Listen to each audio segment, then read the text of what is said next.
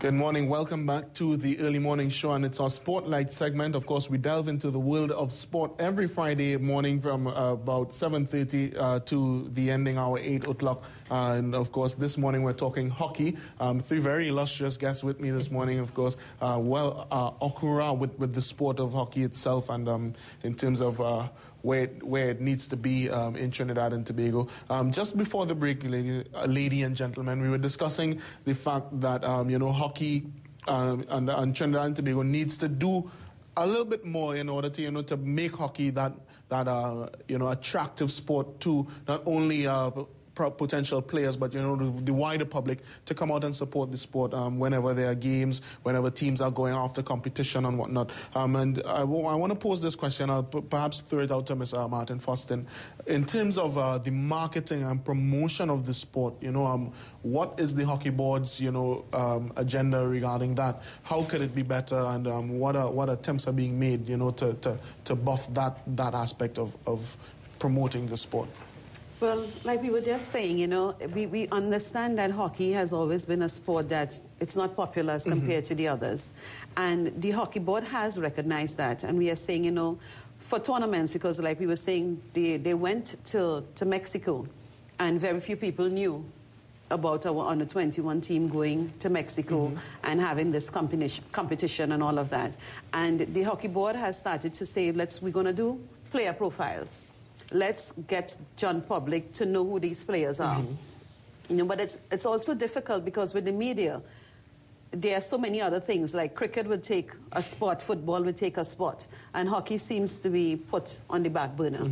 And I think if we were able to work with the media and do a lot more media releases, we get the website is up, get people more interested. And again, I think coming out of the end of this year when we host the World League and people see that hockey is a sport and they see international countries come here and play this sport and we try to do as much marketing as possible, it might be something that will be more viable to people. People will now want to hear, well, okay, I saw this happening here at the Hockey Center. Where does the team go from there? What's happening with Olympics? What are we doing with our junior teams? And I think we are going to try our best to try to get as much information out into the media as possible on our players, on the sport, where it is being held, the time, all of that. So that's what the Hockey Board is doing. Tell us a bit about this World League that you keep mentioning, Trinidad and Tobago hosting this competition. Would it be the first time that it comes to Trinidad and Tobago? Yes, it will be the first time. Trinidad will be hosting a World League from the 11th to the 18th of November, right here in the Hockey Center.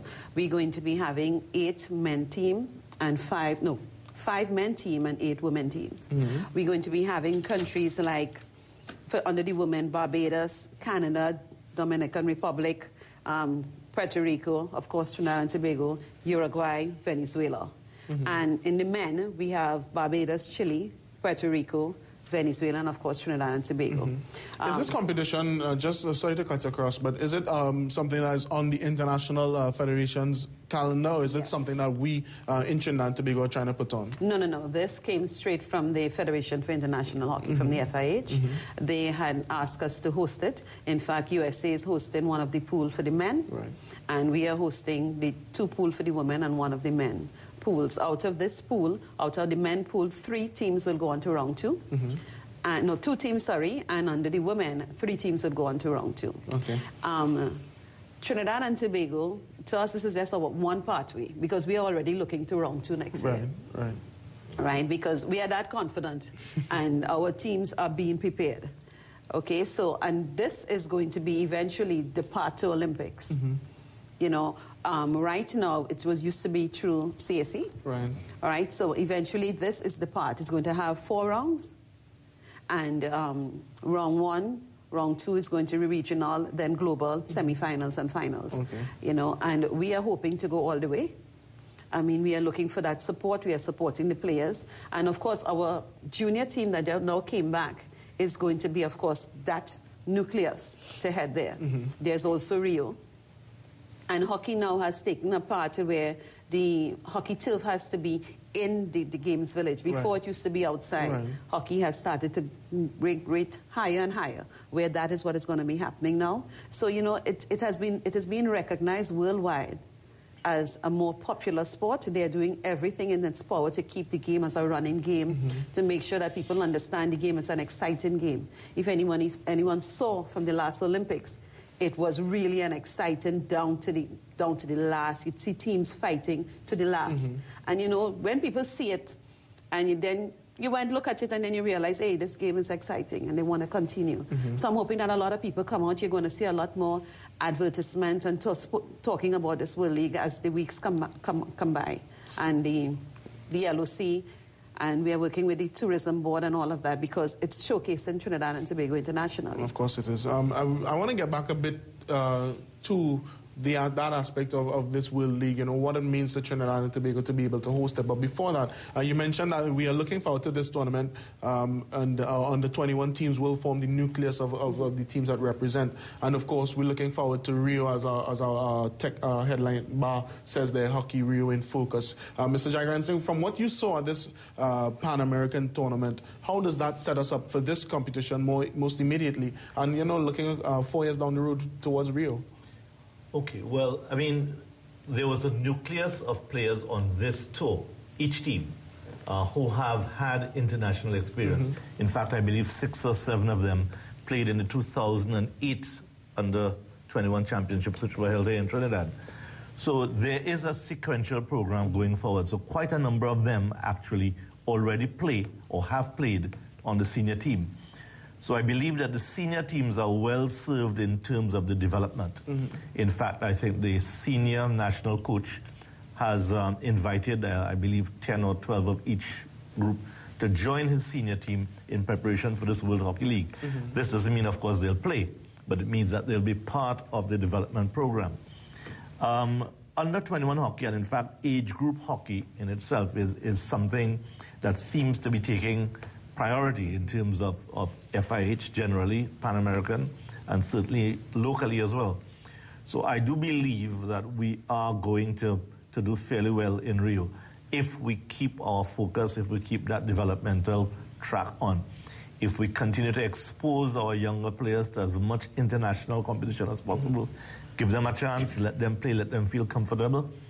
I think if we can get to Rio with the same kind of mental focus and the same kind of self-determination that at least our under-21 men had on this Pan-American tour in Mexico, I think we'll do pretty well. How well poised are we to seize upon this opportunity and make a catalyst for continuity in terms of that international exposure that you speak of? Well, I think that's the challenge. I mean, the real challenge always of any team like this one, because it was a similar challenge for the team in 2008. How do we keep that energy going forward? How do we transfer the potential from one level to another? That is where I think the infrastructure will really be challenged. I think that's where the infrastructure will have to come into play. That's where all our coaching development, all our programs, all our tours and so on will have to come into focus. I guess I could just toss that same question over to Mr. Baptiste, in terms of, from a board level, what is in place or what is being put in place, or, that we can see in the near future to see us, really having a continued program of international activity for all our teams, from youth go right up to the senior teams? Well, the Hockey Board has always had programs in place, whether informally. We've always had under-19 tournaments. We've always had under-19 leagues. We've had schools leagues for even when I was a boy, which was a long time ago. We had schools leagues. So, that has always been in place. What Ken is alluding to is really that the fact is that really, even from the schoolboy level now, you're seeing that there's an increase in the technical ability and the speed, stamina of players even at that level. I remember seeing tournaments played here on grass. And what I'm seeing now is like, what you're seeing under 21 hockey is really men's hockey. There's very little difference now between under 21 teams and the senior teams, because most of the players on senior teams, the ages are like from 18 to about, 30, at the extreme end. So once you start to get into that realm, 18, you're still under 21. So you're seeing players coming into, in this tournament, who, as Ken said, who were already playing on the senior team 2 and 3 years. So there's always that continuity. And really what we have to do is continue to go into the schools and continue to, again, build that base. Okay. What the World League will do now is really highlight hockey, as Cynthia said, globally. Because what the FIH has done is realize that they have now this marketable, product. And it is really exciting. They've now decided that all the countries, all the hockey-playing countries can now play in this World League. And what they've done, the structure is really very simple. They've taken out the top-ranked teams. They get buys into round 3 and 4. But every single country is playing hockey will have an opportunity to get to an Olympics. Right. Whereas before, it was almost impossible for some countries to get there. So the way it's organized now, it's really very exciting format. And, you have all these qualifying rounds everywhere in the world. And what is interesting is that FIH is actually highlighting every single tournament. Right. If you go to the FIH website, every single tournament is there. So, and you're seeing it in very, very strange countries. You're seeing countries like Bangladesh coming through wrong one, and, people say Bangladesh, But again, this is the first time people like Dominican Republic and people like that are playing in a world event. It is a world event. Now, I'm a bit excited by the prospect of us hosting this competition. We're rapidly running out of time, but I just want to pose the question to you. In terms of our physical infrastructure, which you said, of course, could be better, how ready are we to host a competition of this magnitude? Oh, we're ready to host it. There's no doubt about it. Again, we've got a lot of help from the ministry in getting our facilities up to the necessary standard. There's some very small work still to be done, but really and truly, we are up to international standard. What we've never done, we've never let it fall. So we've always tried to keep it. So we've actually relayed the turf a few, some years ago. So we've tried to keep it up to that international level so that we can always have international teams coming through. So we're ready to host it. And Trinidad and Tobago has always had a history of hosting very, very good tournaments. So, we're really excited to have this on. And, in November, we invite the public to come out and really see some international hockey and watch Trinidad and Tobago, maul the opposition, hopefully. Beautiful. We just have a couple of minutes. Let me just come back to Ms. Martin first. And briefly, what would you like to say to the public of Trinidad and Tobago, with regards to promoting and shining up hockey, as the youth now would say? Well, not only Trinidad and Tobago, but with the media, I'm hoping that we will have the opportunity to come back here with our captains and stuff so that you can meet the players, and come out and support Trinidad and Tobago, because it is an exciting sport. The fraternity is small. The fraternity and at all could fill the National Hockey Center. But I want, when these countries come here, that all they can see is red, white, and black. Beautiful. See us, let us support it to the max. Come out and we will make sure that the information is out there so that they can know when the games are and when we want you all to come out here and support us. Okay, Mr. Jaikarans, just quickly, in terms of the level of play that we could expect to see come November. Well, I really think, based on what I saw in Mexico, I think Trinidad and Tobago will qualify fairly easily. As a matter of fact, I think that the senior coach is already thinking of round 2, which is an indicator of his confidence. Okay, beautiful. Ladies and gentlemen, that brings our program almost to an end this morning. We just have about a minute or so again to wrap up. I'd just like to remind you of some of the activities taking place today. Of course, the West Indies women's team are in action this morning. Actually, that match is in progress versus Sri Lanka.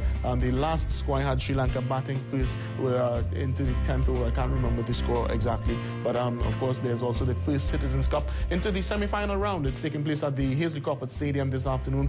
Game times 6 and 8 p.m. Go out and support our local TT Pro League clubs as they vie for the first piece of silverware of this 2012-2013 season. And of course, make it your business to go out to the nearest field, the nearest indoor arena, and really see what is happening at the grassroots level in terms of sport in Trinidad and Tobago. I implore you to do so. I just want to again encourage you to have a very safe and a productive weekend, and do join us again on CNC3 on Monday morning, where Hema will be back with you to take you through all the day's current affairs. Of course, it's budget day on Monday, so she will, of course, be very thorough in that regard. Thanks once more, and do enjoy the rest of your day.